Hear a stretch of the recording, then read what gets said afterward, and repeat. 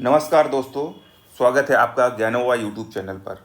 आज का हमारा डिस्कशन है प्रतियोगिता दर्पण पर आधारित फरवरी 2026 करंट अफेयर्स, जिसमें हम लोग नेक्स्ट जो सेगमेंट है सामान्य ज्ञान घटनाक्रम, उसका हम लोग आज अध्ययन करेंगे। तो इसके अंतर्गत हम लोग अध्ययन करेंगे जैसे शब्द संक्षेप, नियुक्तियाँ, पुरस्कार, निधन, सैन्याभ्यास, किताबें, ऐसे बहुत सारे टॉपिक रहेंगे जिनके बारे में हम लोग आज अध्ययन करेंगे। डिस्कशन स्टार्ट करें उसके पहले दो बातें। पहली बात कि इस वीडियो के बेटर रिस्पांस के लिए आप 1.25 की गति से आप सुन सकते हैं वीडियो।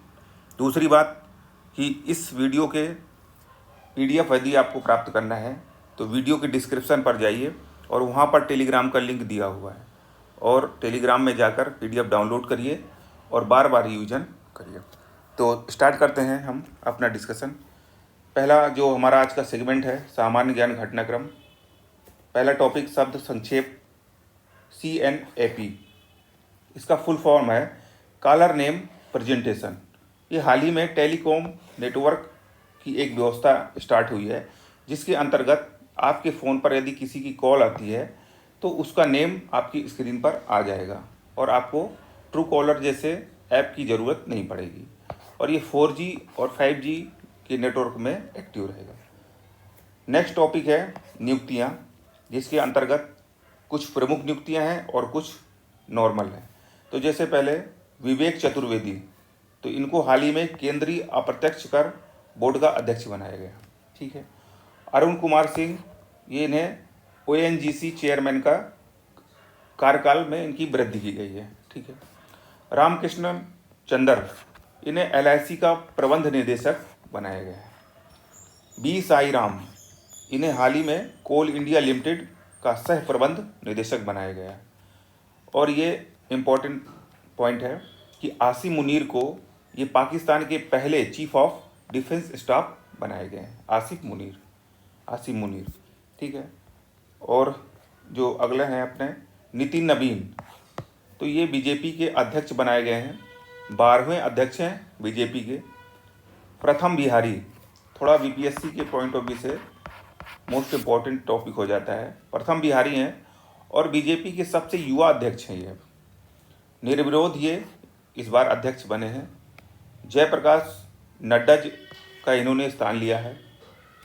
ये बिहार के बांकीपुर पटना से विधायक पहले रहते थे, अब तो इन्होंने त्यागपत्र दे दिया इसके। और जब ये नितिन नवीन राष्ट्रीय अध्यक्ष बनते उसके पहले बिहार राज्य में मंत्री थे। तो कौन से मंत्री थे ये? सड़क निर्माण मंत्री।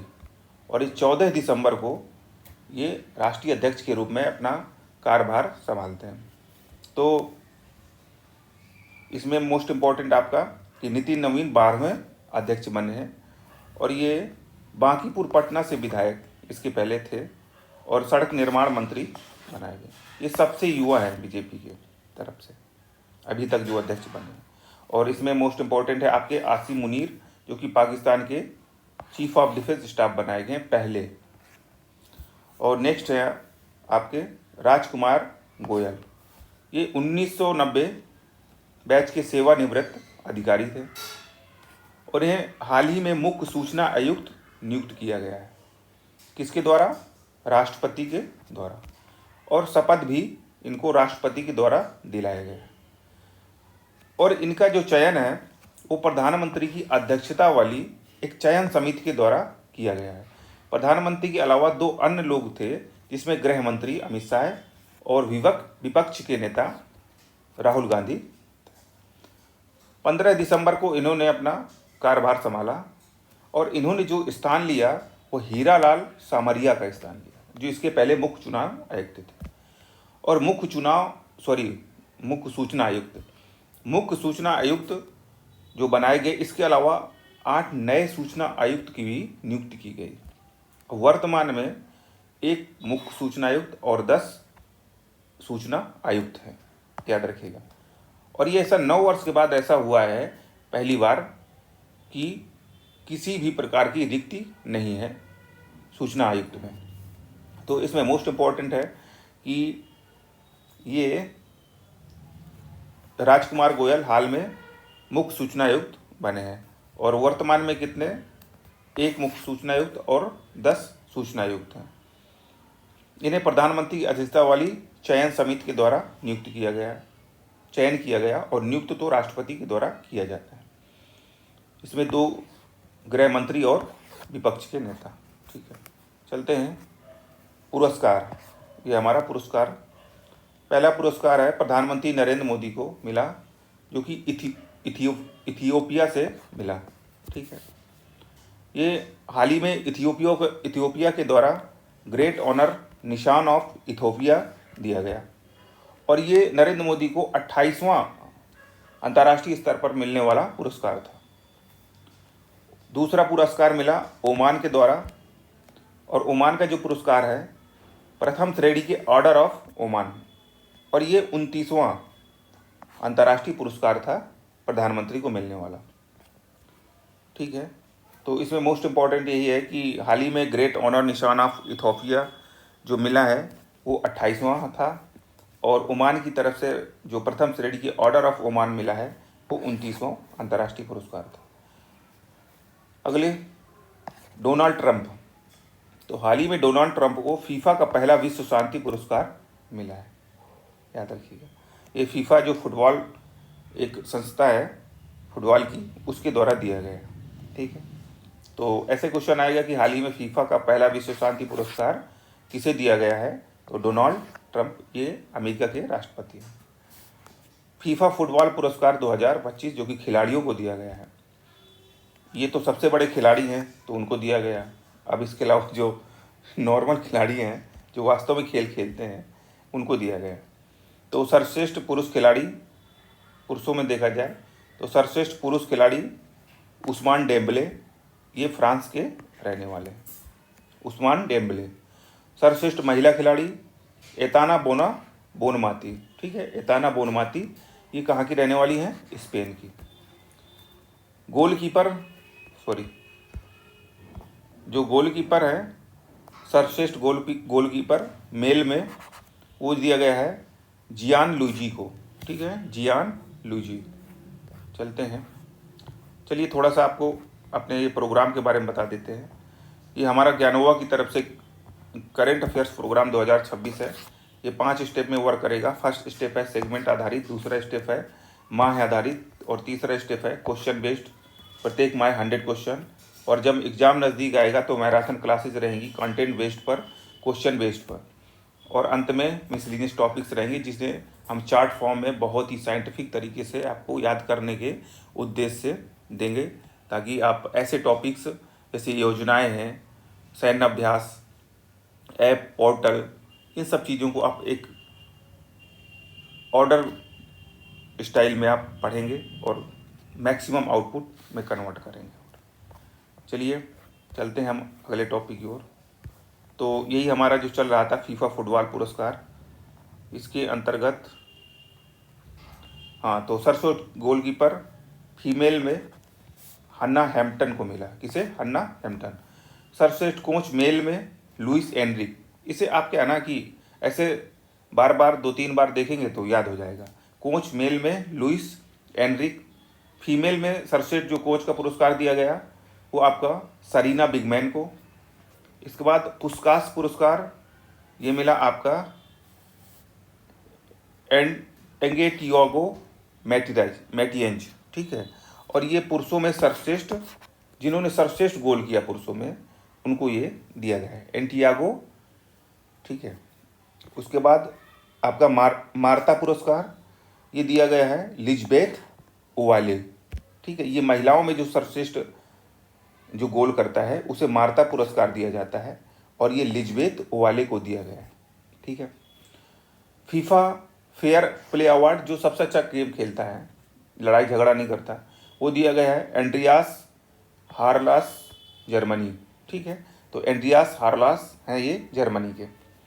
फीफा फैन पुरस्कार ये दिया गया है इराक के जोखो स्पोर्ट्स क्लब के प्रशंसक को, याद रखिए। तो इसमें जो मोस्ट इम्पॉर्टेंट है वो आपका सर्वश्रेष्ठ पुरुष और सर्वश्रेष्ठ महिला, इन दो को आप याद रखिएगा, बाकी को आप एक सरसरी निगाहों से देखिएगा बस। अनंत अंबानी। तो हाल ही में अनंत अंबानी को global humanitarian award for animal दिया गया। ये दिया किसके द्वारा दिया जाता है? तो अमेरिका की ग्लोबल ह्यूमन सोसाइटी के द्वारा दिया गया। और दरअसल ये वनतारा पशु कल्याण के लिए काम करते हैं वनतारा में। तो इस पॉइंट ऑफ व्यू से इनको वन्य जीव संरक्षण, वन्य जीव वेलफेयर, इस पॉइंट ऑफ व्यू से इनको दिया गया है। तो हाल ही में global humanitarian award for animal प्राप्त करने वाले व्यक्ति कौन है? अनंत अंबानी। वर्ल्ड एथलेटिक्स 2025 का जो अवार्ड है वो मेल में और फीमेल में। तो मेल में जो प्राप्त किए पोल वाल्टर मोंडो, ये स्वीडन के खिलाड़ी हैं। फीमेल में सिडनी मैकलॉफ्लिन, अमेरिका की, ठीक है, मैकलॉफ्लिन, अमेरिका। तो वर्ल्ड एथलेटिक्स 2025 पुरुषों में पोल वाल्टर मोंडो, ये स्वीडन के खिलाड़ी हैं, और सिडनी मैकलॉफ्लिन, अमेरिका की ये खिलाड़ी। इसके बाद अंतर्राष्ट्रीय हॉकी महासंघ के द्वारा 2025 का पुरस्कार दिया गया है, याद रखिएगा, 2025 का पुरस्कार। इसके अंतर्गत पुरुष और महिला, ये आपकी विधा है। तो सर्वश्रेष्ठ खिलाड़ी पुरुष में टॉम बून को दिया गया है और महिला में शॉन डीवार्ड को दिया गया है। टॉम बून जो पुरुष के हैं वो बेल्जियम के रहने वाले हैं और महिला में शॉन डीवार्ड नीदरलैंड की रहने वाली है। सर्वश्रेष्ठ जो गोलकीपर है पुरुषों में वो जीन पॉल डेनबर्ग है और महिला में ग्रेस ओहेनलॉन, ठीक है, ग्रेस ओहेनलॉन। सर्वश्रेष्ठ कोच पुरुष में मैक्स केल्डॉस और महिला में एलिसन अन्नान। सर्वश्रेष्ठ अंपायर पुरुष में रघुप्रसाद और महिला में आयरिन परसेंस क्यू। तो याद रखें, इसमें मोस्ट इम्पॉर्टेंट सर्वश्रेष्ठ खिलाड़ी पुरुष में अंतर्राष्ट्रीय महासंघ की तरफ से जो अवार्ड दिया गया टॉम बून, ये बेल्जियम के हैं, और महिला में शॉन डीवार्ड नीदरलैंड की। बाकी आप सरसरी निगाहों से देखें। ये मोस्ट इम्पॉर्टेंट आपका टॉपिक है प्रधानमंत्री राष्ट्रीय बाल पुरस्कार 2025। ये छह क्षेत्रों में काम करने के लिए दिया जाता है, जैसे वीरता के क्षेत्र में, सामाजिक सेवा कोई कर रहा है, पर्यावरण, खेल, कला एवं संस्कृति, विज्ञान एवं प्रौद्योगिकी। तो इन क्षेत्रों में यदि कोई काम कर रहा है तो उनको ये बाल पुरस्कार मिलता है और ये 5 से 18 वर्ष के बच्चों को दिया जाता है। इस वर्ष 20 बच्चों को पुरस्कार दिया गया है और ये वीर बाल दिवस के अवसर पर दिया जाता है और भारत में वीर बाल दिवस 26 दिसंबर को मनाया जाता है। ये पुरस्कार राष्ट्रपति के द्वारा एक कार्यक्रम में दिया जाता है। इस बार 2 बच्चों को मरणोपरांत पुरस्कार मिला है, ठीक है, जिसमें बिहार के कमलेश कुमार भी शामिल है। उत्तर प्रदेश यूपीपीसीएस के पॉइंट ऑफ व्यू से और बिहार बीपीएससी के पॉइंट ऑफ व्यू से मोस्ट इम्पॉर्टेंट कौन कौन व्यक्ति हैं? तो उत्तर प्रदेश से 2 व्यक्ति हैं, अजय राज जिन्हें वीरता के लिए दिया गया है और दूसरी हैं पूजा जिन्हें पर्यावरण के लिए दिया गया है, एनवायरमेंट के लिए, उन्होंने वृक्ष पेड़ पौधे सब लगाए। बिहार से 2 व्यक्ति हैं, आपने नाम सुना होगा, वैभव सूर्यवंशी खेल के लिए और कमलेश कुमार, इनको वीरता के लिए मिला है। वैभव बीपीएससी में ऐसे क्वेश्चन आते हैं कि वैभव सूर्यवंशी को जो मिला राष्ट्रीय बाल पुरस्कार वो किस जिले से संबंध रखते हैं? तो ये समस्तीपुर से है और कमलेश कुमार कैमूर जिले से, ठीक है। तो प्रधानमंत्री राष्ट्रीय बाल पुरस्कार 2025 6 क्षेत्रों में दिया जाता है। 20 बच्चों को दिया गया इस बार और ये वीर बाल दिवस 26 दिसंबर को दिया गया। 2 बच्चों को मरणोपरांत, उत्तर प्रदेश से अजय राज और पूजा, बिहार से वैभव और कमलेश कुमार, ठीक है, ये आपके मोस्ट इम्पॉर्टेंट थे। निधन, तो शिवराज पाटिल का हाल ही में निधन हुआ। ये वरिष्ठ कांग्रेसी नेता थे और पूर्व लोकसभा अध्यक्ष थे, नो इम्पोर्टेंट। स्वराज कौशल मिजोरम के पूर्व राज्यपाल थे, ये सुषमा स्वराज जी के ये पति थे। तो मिजोरम के पूर्व राज्यपाल थे स्वराज कौशल। खालिदा जिया इम्पोर्टेंट है, ये बांग्लादेश की पूर्व पीएम है और शेख हसीना की प्रमुख दुश्मन, क्योंकि इनकी एक पार्टी थी बांग्लादेश नेशनलिस्ट पार्टी, और यही प्रमुख विपक्ष की पार्टी होती थी जब शेख हसीना प्रधानमंत्री के रूप में कार्य करती थी। तो खालिदा जिया बांग्लादेश की पूर्व पीएम है और ये बांग्लादेश नेशनलिस्ट पार्टी की प्रमुख थी। चलते हैं अगले टॉपिक की ओर।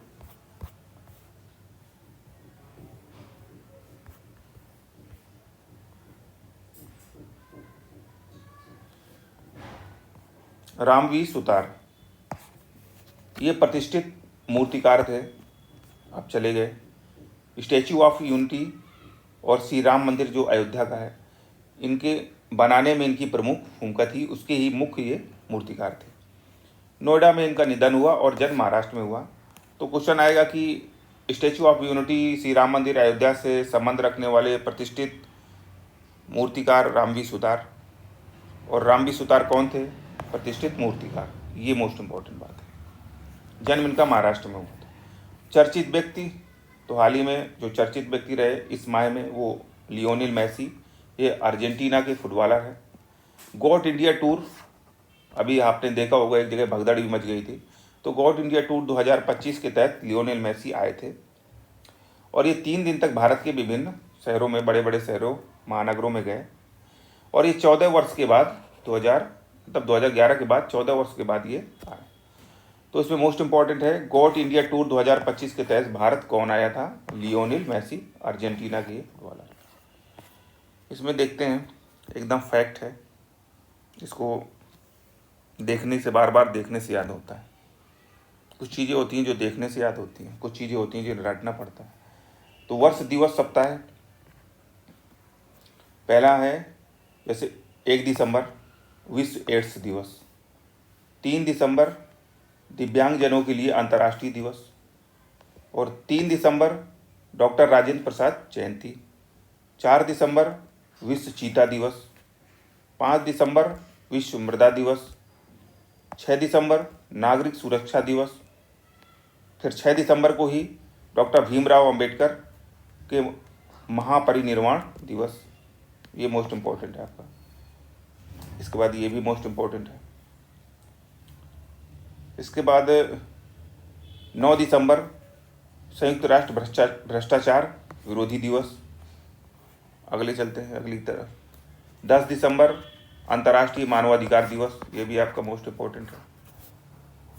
11 दिसंबर अंतर्राष्ट्रीय पर्वत दिवस, 16 दिसंबर विजय दिवस, ये भी आपका मोस्ट इम्पोर्टेंट है।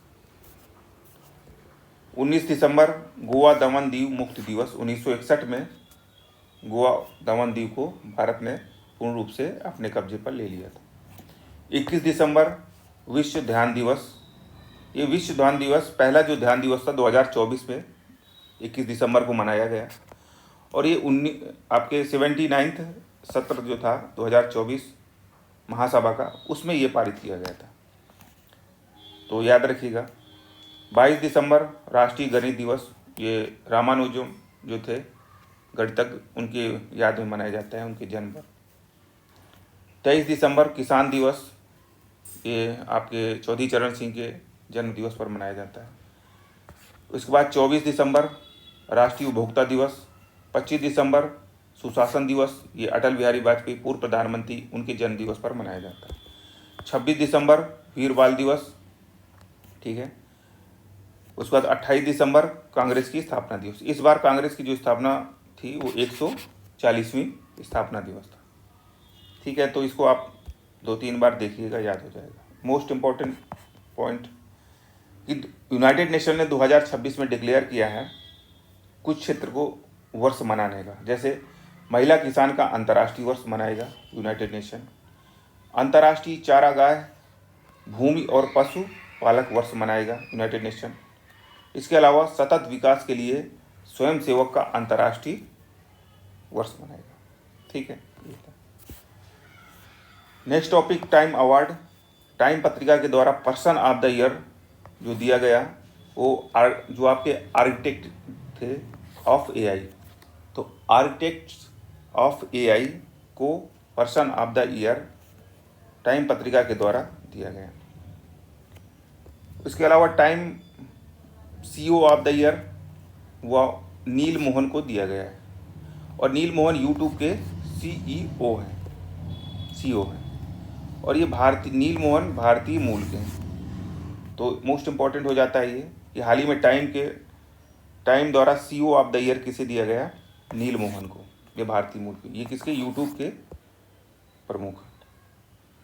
Time athlete of the year ये अजा विल्सन को दिया गया, और ये अजा विल्सन अमेरिका की बास्केटबॉल खिलाड़ी हैं।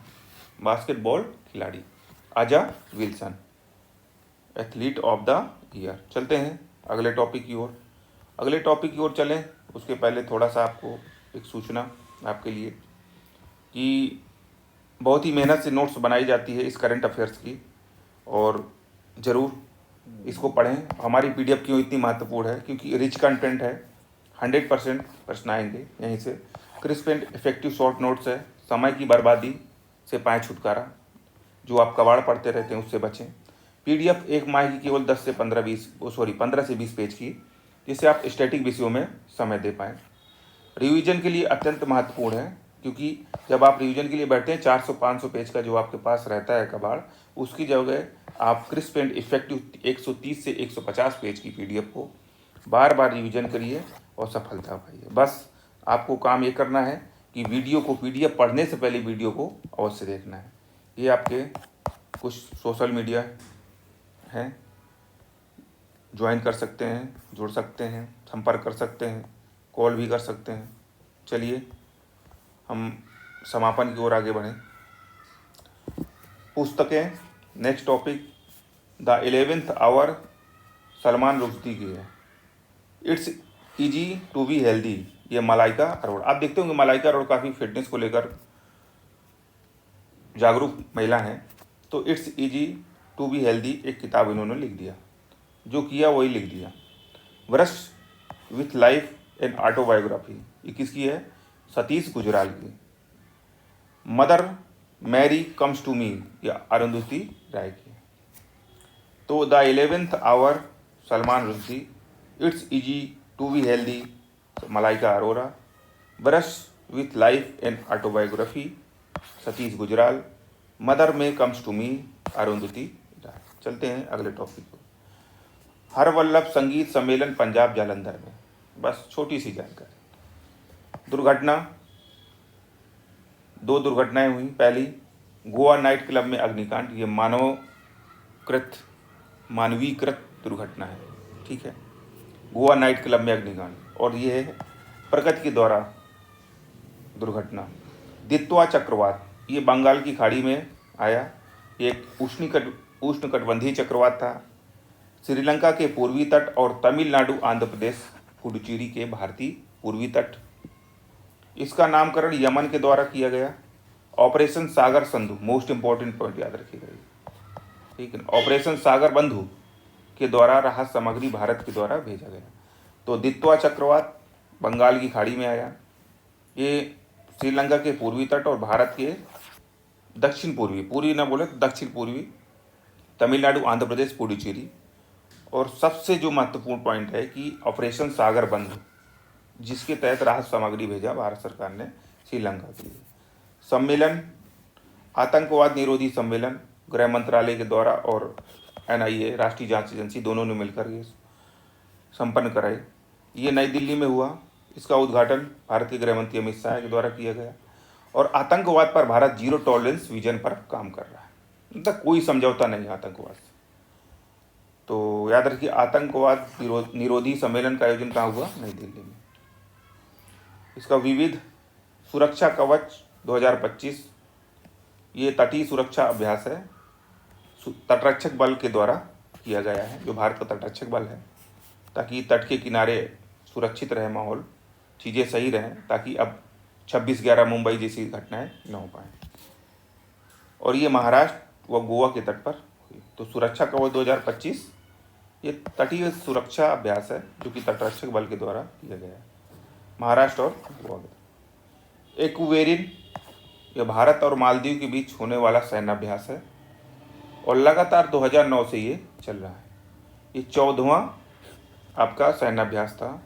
इस बार तिरुवनंतपुरम, केरल में आयोजित किया गया।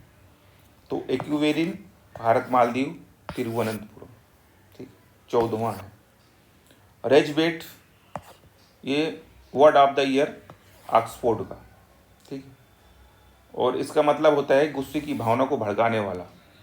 तो इसको याद रखिएगा कि इस साल Oxford of the year, sorry, Oxford का वर्ड ऑफ द ईयर किसे दिया गया है? रेजबेट को। तो इस तरह से हमारा डिस्कशन आज का कंप्लीट होता है। एक सेगमेंट था हमारा, इसमें सामान्य ज्ञान घटनाक्रम अपने आप में बहुत ही महत्वपूर्ण है। इससे कोई भी एग्जाम होता है, अगर 10 क्वेश्चन आते तो 10 में से 4 या 5 क्वेश्चन यहाँ से आते ही आते हैं। तो हमारी क्लास कैसी लगी आप ज़रूर फीडबैक दें कमेंट बॉक्स पर जाकर, और लाइक करें, सब्सक्राइब करें ताकि परमानेंट बने रहें। अधिक से अधिक शेयर करने का प्रयास करें ताकि जो अननेसेसरी चीज़ें लोग पढ़ते हैं वो सब पढ़ने से बचें।